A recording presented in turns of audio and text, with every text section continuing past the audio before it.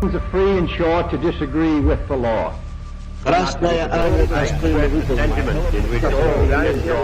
En la zona de Guantánamo. You pointed out that the police have been so busy arresting. Responsablemente la construcción de una sociedad.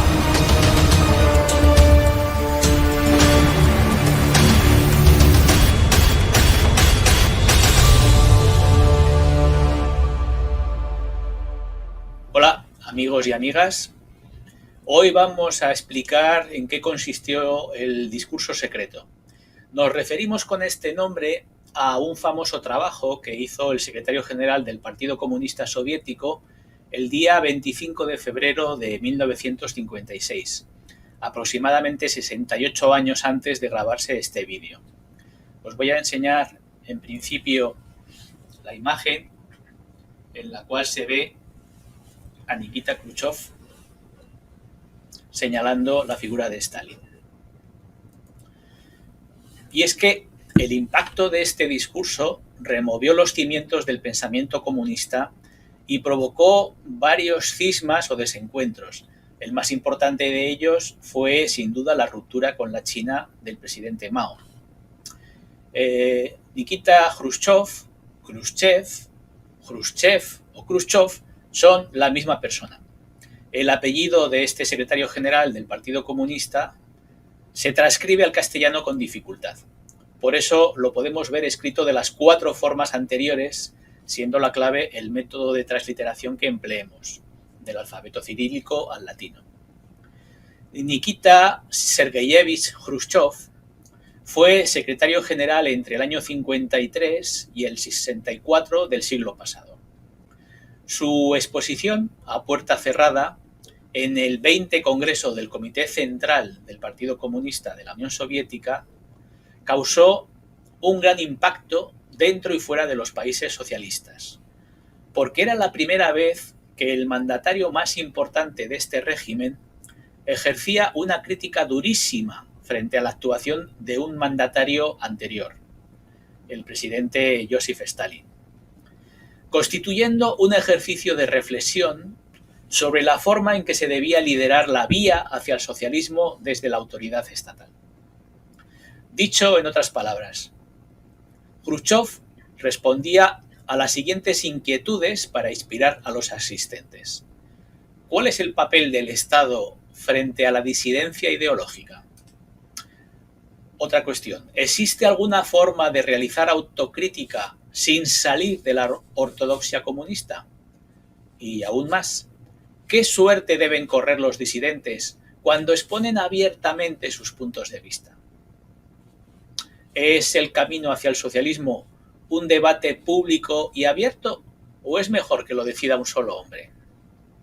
Se puede acceder al texto completo en Internet entrando en páginas vinculadas al movimiento comunista. O como en mi caso, a través del texto facilitado por el Departamento de Estado norteamericano del 4 de junio de 1956 y publicado en el libro Khrushchev Recuerda. Esta difusión de un texto comunista con fondos públicos norteamericanos en mitad de la Guerra Fría, por lo tanto, da idea del impacto que debió tener el contenido de este discurso. Lo que pretendo exponer en esta entrada es el conjunto de razones por las que adquirió importancia este texto y si tiene alguna repercusión en nuestros días, sabiendo que todavía suenan los tambores de guerra en la región del Asia Occidental, en Europa, en Oriente Medio, etc. Una de las dificultades de extractar este texto es su extensión. Son 56 páginas.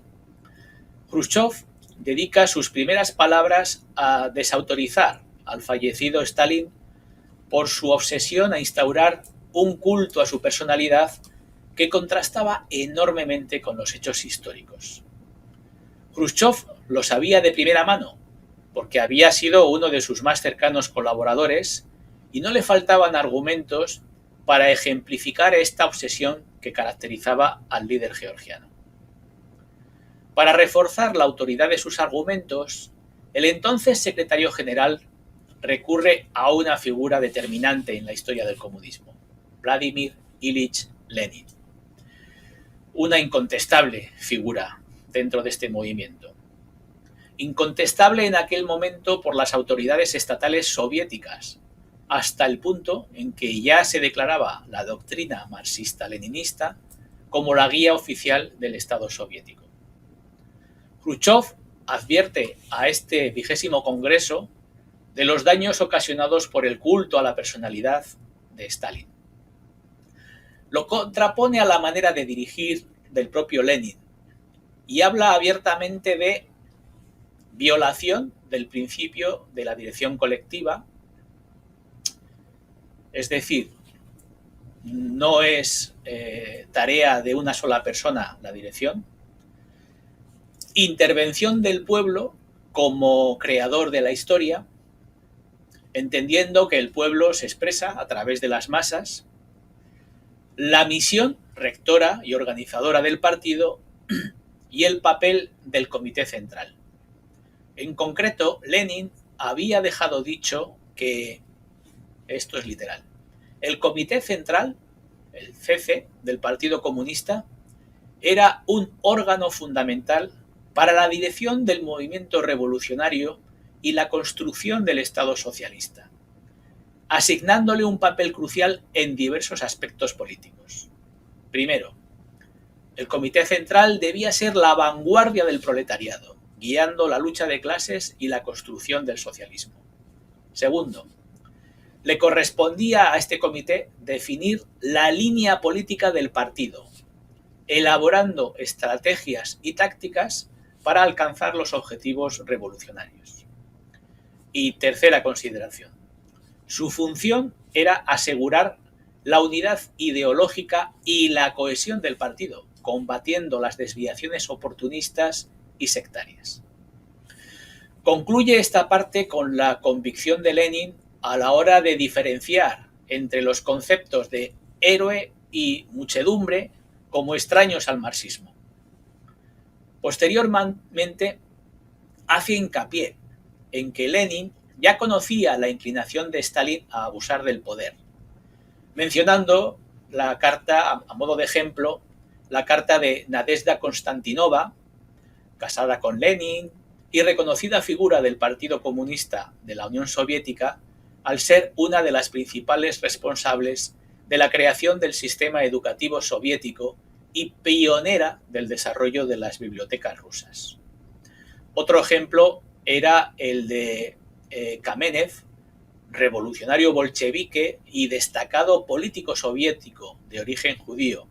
Además de ser un veterano miembro del Politburó, fue el primer jefe de Estado del Estado soviético ruso. Y otro ejemplo del propio Lenin a Stalin, otra carta, pidiéndole que se retracte de sus insultos y amenazas soeces que había proferido hacia su compañera. Se pone de manifiesto la doble postura que manejaba Stalin, una de cara al partido y otra a la hora de conseguir sus propósitos. Las cuestiones personales se hacen públicas para ilustrar la hipocresía del georgiano. En el siguiente apartado de su discurso, Khrushchev desmenuza la forma en que se gestionó la batalla contra los partidarios de Trotsky.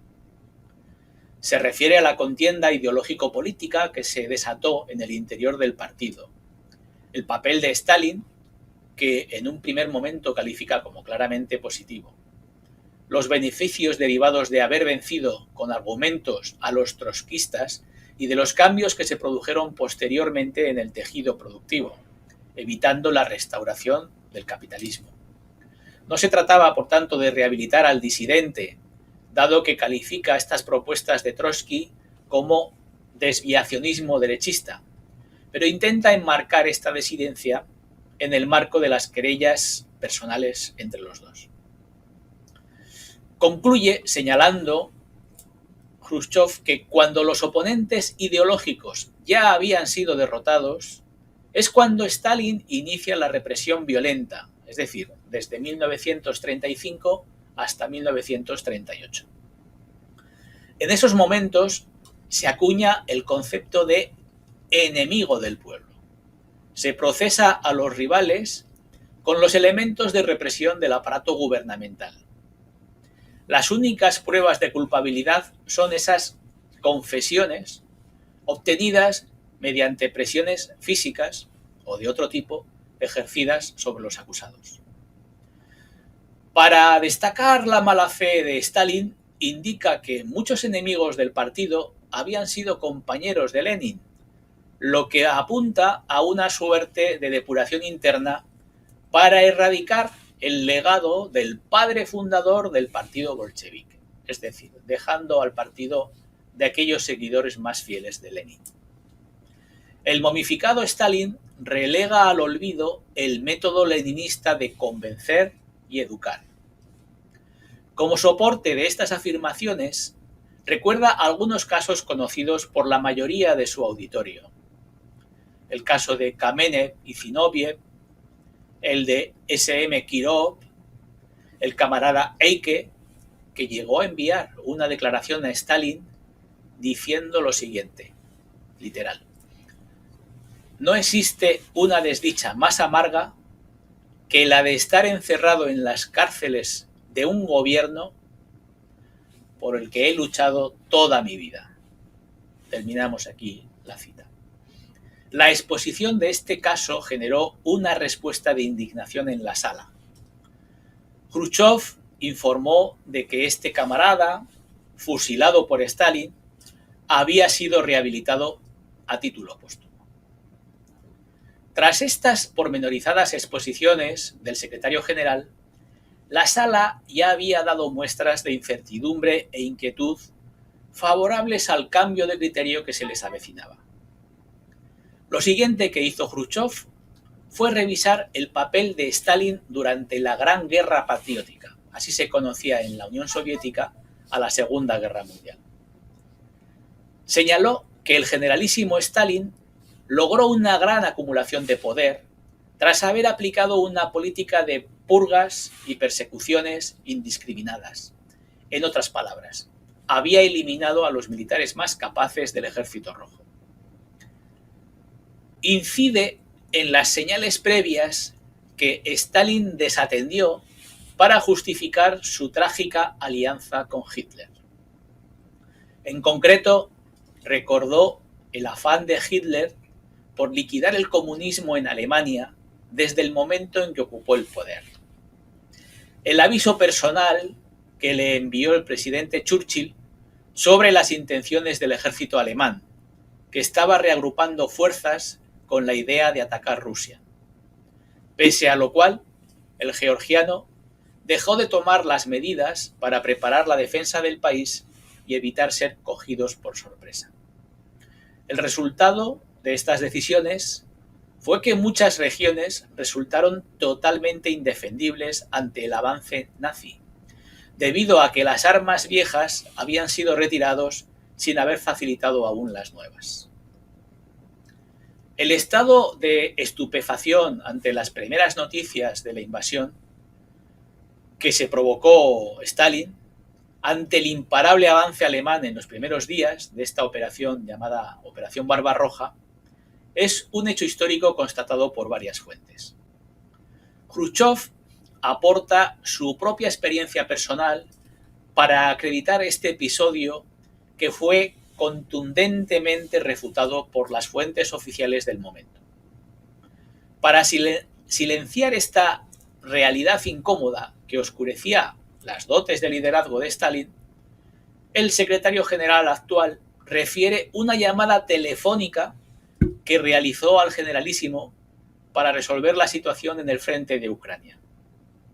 Malenkov, que es quien le coge el teléfono, le indica que Stalin ya ha estudiado la situación y que no piensa ponerse al teléfono, pese a encontrarse a unos pocos pasos. El resultado fue la pérdida de cientos de miles de soldados del Ejército Rojo, pese a lo cual la propaganda se encarga de propagar la imagen de un Stalin dotado de un genio militar inalcanzable, tomando decisiones en una sala con sillones vacíos, ignorando el papel del alto mando militar, del buró político y del propio gobierno soviético. Para Jrushchov la realidad fue muy distinta. Expone lo siguiente, literal: los que aseguraron la victoria en la guerra patriótica fueron, en lugar de Stalin, el partido como un todo, el gobierno soviético, nuestro ejército heroico, sus jefes inspirados y sus valientes soldados, la nación soviética entera. Claro, terminamos con esta la cita. Al llegar a este punto, la sala reacciona con calurosos y prolongados aplausos. Aquí se observa la manera de manipular a los asistentes, apelando al fervor patriótico de los nomenclaturistas presentes. Jrushchov, pese a notar que el ambiente le era favorable, a juzgar por las reacciones de estos asistentes, incide en un asunto que considera aún más grave: la deportación en masa de naciones enteras. Menciona los casos de los pueblos Karachay, deportados en 1943 a Kazajistán y Kirguistán, el pueblo chechén, enviado al mismo destino desde el Cáucaso septentrional, y el pueblo ingush, los ingush, deportados por esos mismos años desde el norte del Cáucaso y trasladados a lugares muy lejanos de sus territorios originales por una oscura sospecha de colaboración con los invasores. Expone que se planteó incluso la deportación de los ucranianos, pero que se descartó esa posibilidad porque no se encontró un territorio lo suficientemente grande.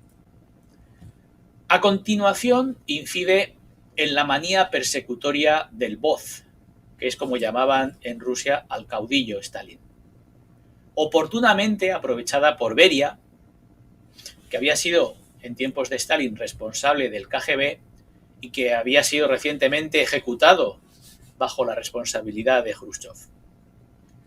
El conflicto con Yugoslavia es otro ejemplo de la paranoia del dictador rojo, que solo acabó cuando el asunto del complot de los médicos le llevó a privarle de una atención adecuada.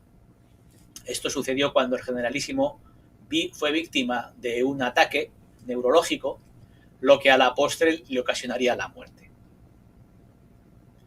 Para señalar los daños ocasionados al partido y, en definitiva, a la causa bolchevique, recuerda que el fallecido gobernó la nación con decisiones personales que evitaban el debate colectivo. Las reuniones del buró político solamente tenían lugar muy de cuando en cuando y creando comisiones a su conveniencia. Concluye Jrushchov proponiendo que nada de lo expuesto anteriormente debe traspasar los confines del partido, pidiendo secretismo, pidiendo discreción. De este modo justifica que el asunto sea tratado en una sesión secreta para que se permita confesar las limitaciones del sistema, pero evitando regalar municiones al enemigo. Esto, como ya vemos, no funcionó. Hace un llamamiento para que regrese la práctica sincera de la doctrina marxista-leninista, dando protagonismo al pueblo como creador de la historia e impulsando la victoria del comunismo. Justifica la necesidad de preparar un buen libro de texto sobre la historia del partido. A la luz de los acontecimientos posteriores, la práctica de la autocrítica no fue integrada en el PQS. Además, Jrushchov padeció un golpe de Estado que le apartó del poder. En el ámbito de la política exterior, debilitó muchísimo las relaciones con otros partidos comunistas, especialmente los de la Europa occidental, impulsando distintas vías hacia el socialismo, lo que con los años terminó por acuñar el concepto de eurocomunismo en los años 70. Las discrepancias fueron en aumento con la Yugoslavia de Tito y con la China de Mao. Pese a lo cual, hay que reconocer que fue la única autocrítica oficial que se dio a la dictadura estalinista. Bueno, pues estas son las zonas sobre las que discurren los acontecimientos de los que hemos hablado. Es decir, todos ellos en la zona europea de Rusia. Y vamos a empezar visitando el Palacio Estatal del Kremlin. Es un edificio moderno, no tiene nada que ver con los días de los que hemos estado hablando, pero es por ubicarnos un poquito, ¿no? El interior del Kremlin es un recinto bastante grande, tiene una forma triangular, y este edificio nos da una idea de la arquitectura por la que los rusos se decantan. O sea, la estética rusa, digamos. El interior tiene un recinto bastante grande para actos culturales, representaciones y demás, como se puede ver. Hay grandes espacios en las estribaciones, en las proximidades del interior del recinto. La presencia inicial es bastante imponente, muy imperial. Estas son imágenes de las obras que se llevaron a cabo recientemente, y aquí pues una representación teatral propia de la época de Navidad seguramente. Estos son los alrededores, una imagen nocturna donde se puede ver una de las famosas puertas de entrada al Kremlin. Este es un museo que incluye bastantes piezas de artillería de la época napoleónica, siglo XIX y demás, y forma parte también de las colecciones del Kremlin. Otra imagen invernal y nocturna. El interior dispone de una pequeña tienda para llevar algún recuerdo. Y hay otra sala también anexa donde se pueden hacer pues celebraciones más pequeñas, conferencias, actos sociales, etcétera.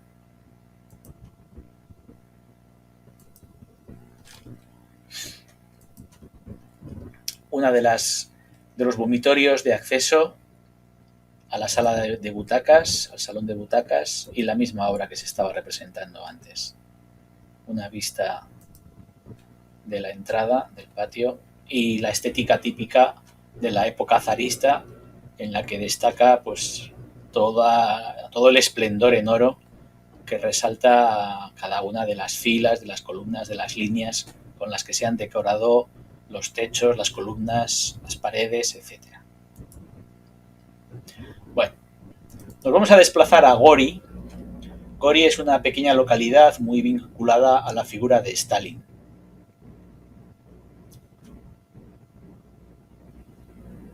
Está en el Cáucaso, en la campiña, una zona muy bonita, con mucha naturaleza. Este es una fuente decorativa, esculturas.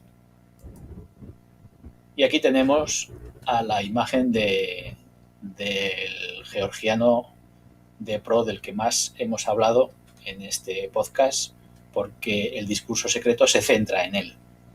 Lo vamos a ver luego un poco más de cerca, a pie de calle.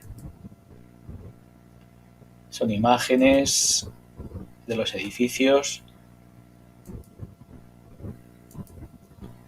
Y aquí tenemos una aproximación, luego la veremos con más detalle, al vagón que utilizaba Stalin para sus desplazamientos y en el cual pues se podía llevar trabajo para no aburrirse durante los largos desplazamientos por todos los rincones de la madre Rusia.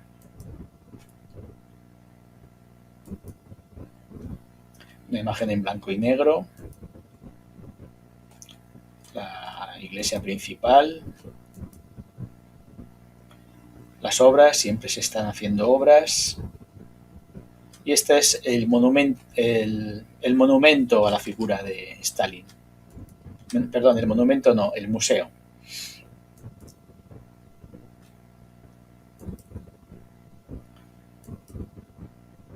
Volvemos otra vez al museo con el parque anexo.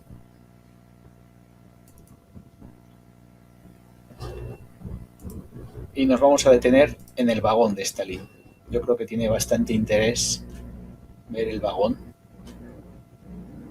Está muy cerca de la estatua de Stalin, que hemos visto antes en el museo.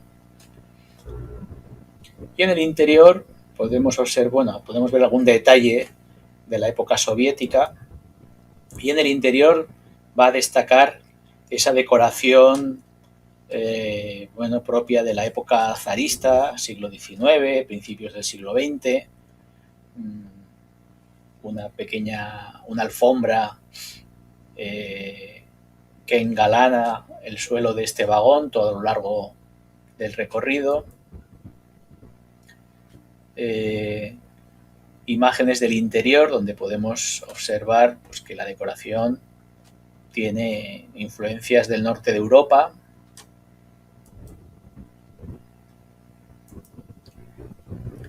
Aquí hay una pequeña barandilla para facilitar la subida y bajada al vagón.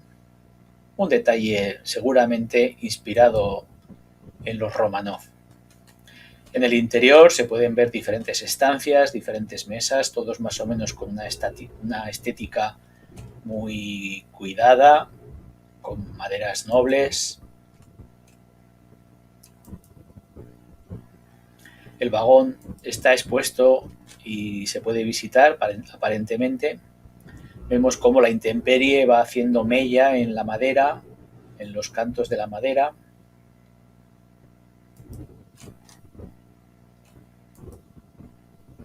Y aquí una imagen más veraniega, donde los turistas se disponen a visitar el interior y dejar un recuerdo para decir a los conocidos que has estado por ahí. Las griferías, los sanitarios, yo creo que son más de la época de los años 50, me da la sensación, sin ver con mucho detalle. Pero bueno, todos los apliques, todos los detalles están hechos con buenos materiales y cuidando mucho la estética. Una estética sobria, pero a la vez distinguida.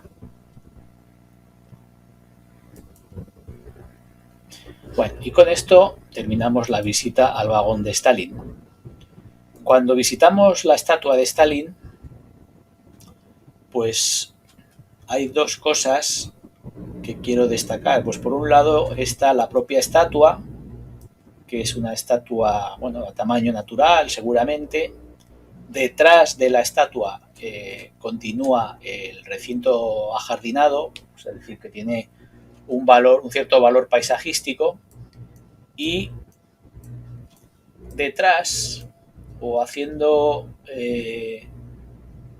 la vista de este edificio, que es el museo estatal, pues se puede observar cómo el espacio está perfectamente articulado.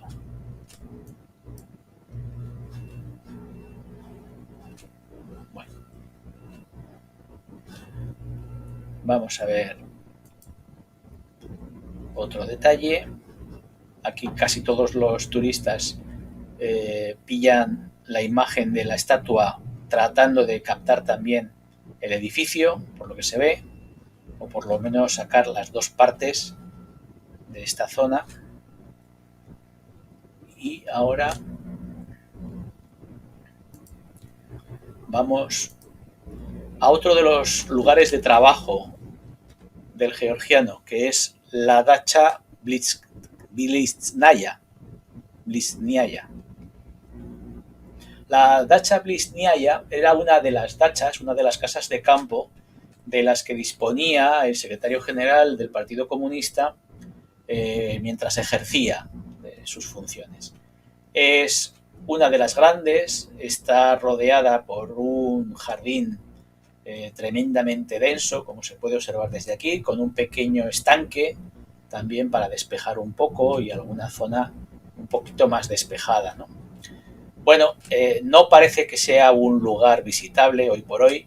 Si queremos adentrarnos, lo que podemos hacer es acercarnos con el coche para parar justo en la valla una de las vallas de entrada, una de las puertas de entrada, alrededor de esta valla verde, donde seguramente nos podrán dar información si es que hay alguien en ese momento, ¿no?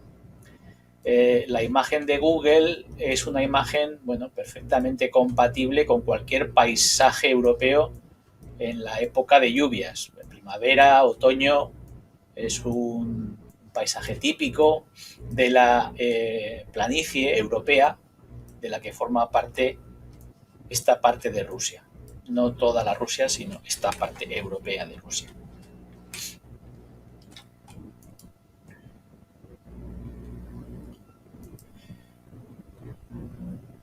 Bueno,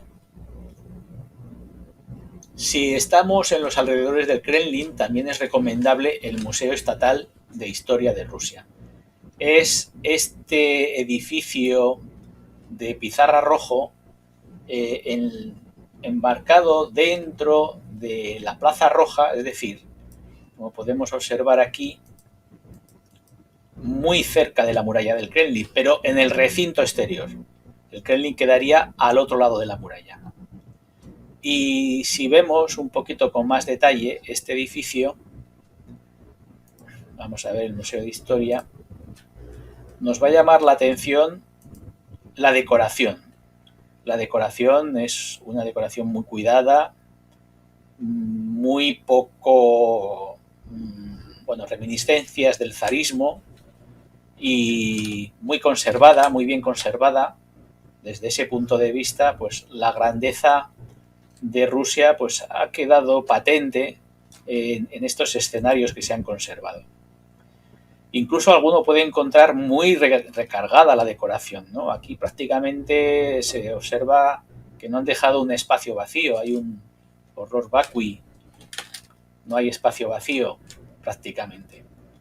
Y es una imagen, bueno, de una, parece que es una estufa o una calefacción central o un lugar que debe de estar en el centro, y alrededor pues unos detalles, unas pinturas de la época tardomedieval o modernista incluso. El edificio por fuera destaca por ese color rojo de los ladrillos. Siempre hay exposiciones permanentes y exposiciones temporales. Y aquí se observan pues diferentes estancias que han conservado para de alguna manera poner de manifiesto la riqueza patrimonial de la cultura rusa, de la cultura anterior a la época soviética. También hay detalles soviéticos, ¿eh? Bueno, aquí vemos un carruaje. Hay una parte del Kremlin que se dedica exclusivamente a la acumulación de carruajes de los Romanov, pero aquí pues han dejado uno como muestra, como testimonio de los diferentes elementos que conformaban la vida diaria de los zares, ¿no? Las ropas, los detalles, los cuadros, las figuras, todos los elementos que dan testimonio de esa época del zarismo. Los elementos de transporte, aquí un Rolls Royce de la época, muy bien conservado, prácticamente intacto, y todo lo que acontece se sigue exponiendo pues para deleite de los visitantes. Merece la pena realmente darse un paseo por estas estancias. Un detalle real, una corona que no podía faltar, algo que la revolución aniquiló, pero que sigue dando muestras de un pasado esplendor. Y el detalle de la esfera terráquea, es una cosa que siempre ha dado mucho valor a las estancias y se le ha dado un carácter etnocéntrico, es decir, como si Rusia fuera el centro del mundo, ¿no? Casi todos los imperios adolecen de esta misma visión etnocéntrica. Y esta esfera es una esfera del mundo muy, muy conseguida, muy bonita. Luego la veremos en otra estancia. Y por supuesto no puede faltar la decoración basada en la iconografía ortodoxa, de la religión ortodoxa. Esto sobre todo si vamos a una visita de un templo, seguramente nos llamará la atención porque vamos a ver unos iconos perfectamente conservados. Forma parte del gran patrimonio cultural de Rusia. Esto podría ser una bola de prisionero para llevar colgada del pie o del cuello, quién sabe.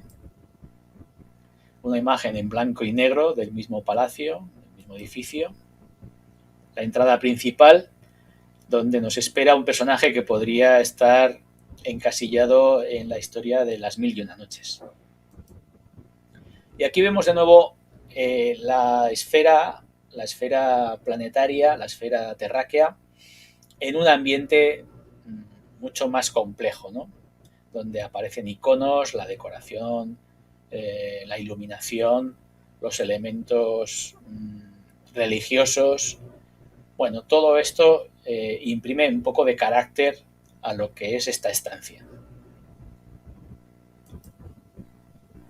Otro carruaje, en este caso uno más ligero, y un elemento religioso, un santo. Bueno,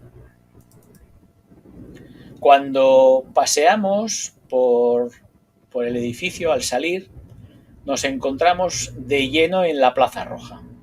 La Plaza Roja es, como se puede observar aquí, un espacio enorme que deja desde esta posición, pues a la izquierda, unos edificios de época del siglo XIX. Aquí estarían los almacenes GUM y demás. Y aquí en la otra parte está la muralla del Kremlin. Justo al otro lado de la muralla, aquí vemos un palacio que luego vamos a visitar con más detalle. Pero aquí, en el centro, podríamos hacer una visita al mausoleo de Lenin, donde durante un tiempo también estuvo la momia de Stalin. Luego ya la sacaron y la enterraron cerca. Y al fondo pues estaría la Catedral de San Patricio.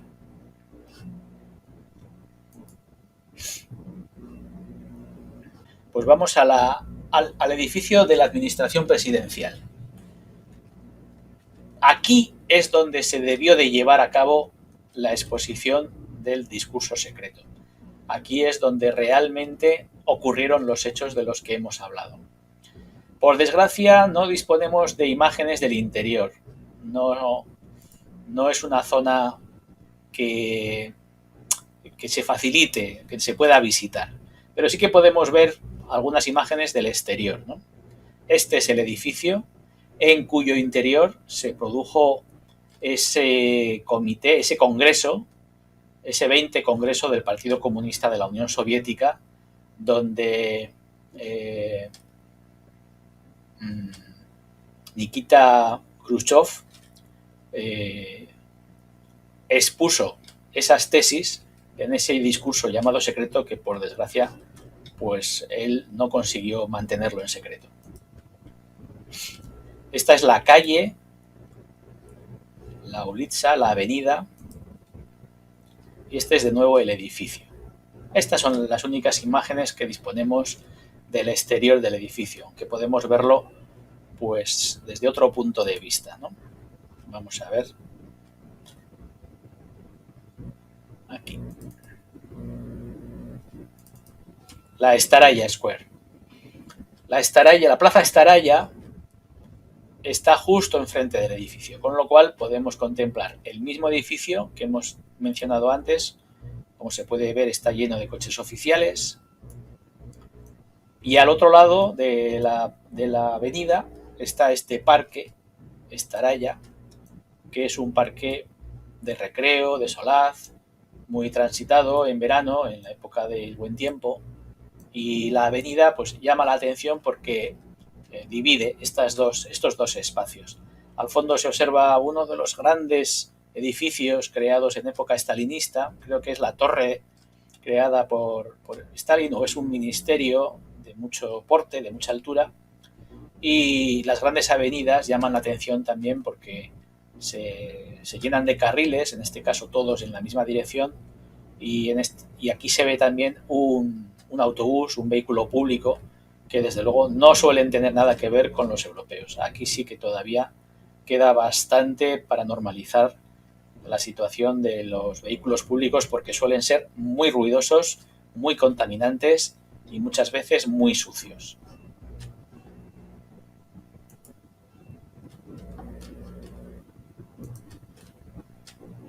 Una vez que hemos visto la Plaza Estaraya, vamos a centrarnos en el Palacio del Senado. Este sí que está en el interior del Kremlin, este sí que es un centro de poder en la época. Lo han mantenido porque yo creo que por su valor monumental merece la pena mantenerlo, y lo que quiero explicar es que está cerca, al otro lado de la muralla del Kremlin, es decir, donde hemos estado antes, esta sería la muralla de separación y el Palacio del Senado quedaría contiguo al mausoleo de Lenin. Es decir, que de alguna manera Lenin queda muy pegado a este palacio para que no se les olvide a los dirigentes del partido que al otro lado está la momia de Lenin, que de alguna manera les vigila. Bueno, y este edificio es un edificio que tiene bastante curiosidad. No se suele visitar, no es una visita que habitualmente se haga, pero bueno, tampoco puedo asegurar que no hagan de vez en cuando alguna visita un poco más especial para algunos turistas. Aquí es donde vivía Stalin, aquí es donde tenía su despacho todos los dirigentes de la época de la Guerra Fría, Khrushchev, Brezhnev, Gorbachev, todos los que estuvieron en la Guerra Fría y han dejado un poco de huella. Vamos a ver con detalle una diapositiva. Bueno, aquí llama la atención que en esta parte del edificio, la parte que da a los jardines, pues están claramente diferenciadas las diferentes zonas de los secretarios generales que han pasado por aquí en época soviética. Está marcado el despacho de Brezhnev, que está en la esquina. Está marcado el despacho de Mikhail Gorbachev. Está marcado también el despacho de todos los dirigentes. Y el de Stalin está también muy cerquita de la esquina, pero en la segunda planta, en lugar de en la tercera. Y es que Stalin tenía justo debajo su apartamento, donde habitualmente pasaba mucho tiempo, vivía habitualmente. Si no estaba en alguna de las dachas o viajando con el vagón que hemos visto antes, o visitando algún lugar, pues lo pasaba muchas veces aquí. Él tenía otra zona que le gustaba mucho, que era un palacio de caballerías, donde disponía de una sala de cine hecha expresamente para él y donde con los amigos y allegados más próximos podía compartir pues una película. Tenía una filmoteca bastante amplia y le gustaba mucho pasar las noches viendo cine. Y bueno, aquí como llamativo de esta imagen, pues vemos que hay un ascensor para evacuar al secretario general Brezhnev, Leonidas Brezhnev, para que en caso de necesidad, es decir, en caso de ataque o en caso de revueltas, se pudiera evacuar clara y rápidamente al máximo dirigente, al comandante en jefe de todas las fuerzas soviéticas y evitarle tener que ser asediado. Porque una vez que se accede al ascensor, pues se podía dar acceso a un túnel que seguramente comunicaba con la red de metros interna de Moscú. Y con esa forma, de esa manera, podían evacuar sin ser visto al máximo dirigente. O sea que era una de las cosas, uno de los secretos que se van conociendo y que tienen que ver con la política de seguridad de este gran espacio que es el Kremlin, el centro de poder de la Unión Soviética. Y nada más. Tras visitar estos lugares de interés, para el desarrollo de los acontecimientos que hemos descrito, me despido de vosotros deseándoos unos días de lectura y recreo previos a las vacaciones de Semana Santa. Así que nada más, hasta otro día.